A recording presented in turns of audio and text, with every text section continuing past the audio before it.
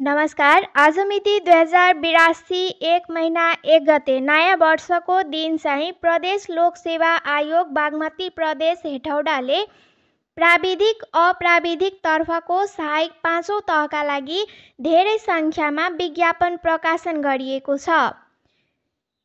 प्रशासन सामान्य प्रशासन 5औं तहका लागि खुलातर्फ प्रदेशमा 49 जना, स्थानीयमा चाहिँ 67 जनाको माग गरिएको छ। त्यस्तै गरी लेखापालको लागि चाहिँ प्रदेशमा खुलामा 30 जना, स्थानीयमा 6 जनाको माग रहेको छ। वरिष्ठ लेखा परीक्षक सहायकको लागि स्थानीयमा 5 जनाको खुलातर्फ माग गरेको छ। प्रशासनको महिलातर्फ 14 जना, प्रदेशतर्फ स्थानीयतर्फ महिलाको लागि 18 जनाको माग गरिएको छ। लेखापालको लागि प्रदेशतर्फ महिलाको लागि 9 जना, सहायक 5औं तह प्रशासनको लागि आदिवासी जनजातितर्फ प्रदेशमा 13 जना, स्थानीयमा 32 जनाको माग गरिएको छ। त्यस्तै गरी लेखापालको लागि आदिवासी जनजातिमा 8 जना, दलितको लागि 4 जना प्रदेशमा, स्थानीयमा दलितको लागि 11 जना प्रशासनतर्फ, लेखापालतर्फ चाहिँ प्रदेशको दलितमा 2 जना, थारूमा 2 जना प्रदेशतर्फ, स्थानीयमा थारूमा 3 जनाको चाहिँ प्रशासनतर्फ माग गरिएको छ। त्यस्तै गरी लेखापालको लागि थारूमा 1 जना, मधेसीको लागि 1 जना, लेखापाल मधेसीको लागि 1 जना, अपाङ्गताको लागि प्रशासनमा 2 जना, लेखापालमा 1 जनाको चाहिँ माग गरिएको छ। बिछडिएको क्षेत्रको लागि प्रशासनतर्फ 2 जना, इलेक्ट्रिकल तर्फ चाहिँ ओभरसियरमा खुलामा 1 जनाको चाहिँ माग गरिएको छ र यसको परीक्षा चाहिँ प्रथम चरणको 2082 2 महिना 31 गते जेठको अन्तिममा चाहिँ दिनको 1 बजे चाहिँ सञ्चालन हुनेछ प्रथम चरण। द्वितीय चरण चाहिँ द्वितीय र तृतीय पदको परीक्षा मिति प्रथम चरणको नतिजा प्रकाशन गर्दा चाहिँ सूचना प्रकाशन गरिनेछ। पहिला चाहिँ प्रथम पत्रमा एक्जाम पास गर्नुपर्ने हुन्छ। इन्जिनियरको ओभरसियरमा चाहिँ प्रथम पत्रको 3 महिना 3 गते चाहिँ 2 बजे सञ्चालन हुनेछ र दोस्रो पत्र चाहिँ 3 महिना 3 गते नै 3 बजेर 15 मिनटमा चाहिँ सञ्चालन हुनेछ। इन्जिनियर 5औं को लागि चाहिँ खुलामा 1 जना, जियोलोजीतर्फ जसको परीक्षा प्रथम चरणको 3 महिना 10 गते दिनको 2 बजे, द्वितीय चरण चाहिँ 3 महिना 10 गते दिनको 3:30 बजेर 15 मिनटमा चाहिँ हुनेछ।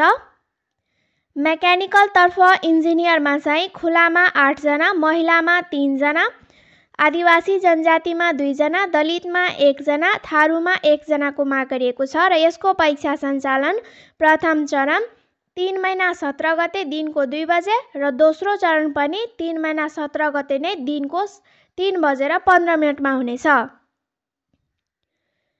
इन्जिनियरको सिभिल जनरल इरिगेसनतर्फ चाहिँ सेनेटरीहरूमा सब इन्जिनियरको लागि खुलामा 12 जना, स्थानीयतर्फ 40 जना, महिलामा 4 जना, महिलाको स्थानीयमा 18 जना, प्रदेशको आदिवासी जनजातिमा 4 जना, स्थानीयमा 18 जनाको माग रहेको छ। त्यस्तै गरी प्रदेशको दलिततर्फ 1 जना, स्थानीयको दलिततर्फ 5 जना, अपाङ्गतर्फ प्रदेशमा 1 जनाको माग गरिएको छ र यसको परीक्षा सञ्चालन जेठको 24 गते हुनेछ प्रथम चरण र द्वितीय चरण। प्रथम चरण चाहिँ 2 बजे सञ्चालन हुनेछ र द्वितीय चरण 3 बजेर 15 मिनटमा सञ्चालन हुनेछ।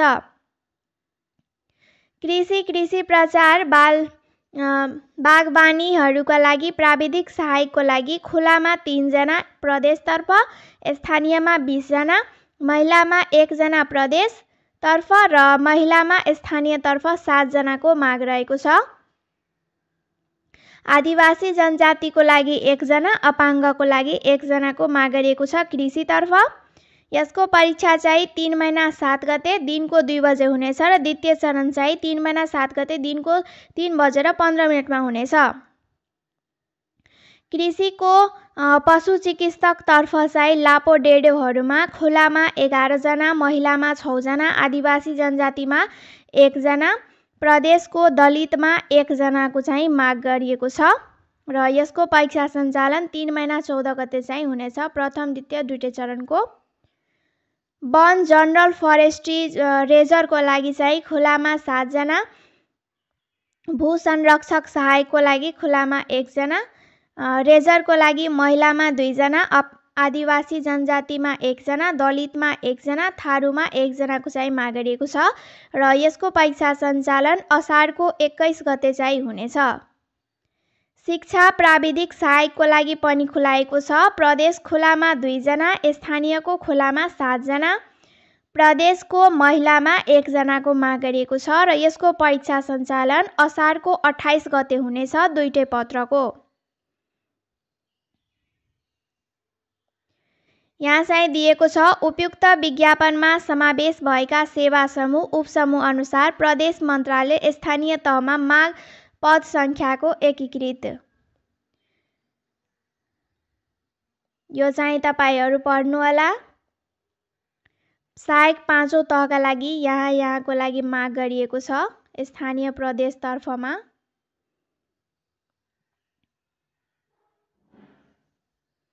त्यस्तै गरी लेखापालमा पनि 58 जनाको रहेको छ। वरिष्ठ लेखापालमा 5 जना, इन्जिनियरमा चाहिँ 1 जना, खानेपानी सिँचाइ मन्त्रालयमा 1 जना, त्यसपछि श्रम रोजगारमा 15 जना रहेको छ।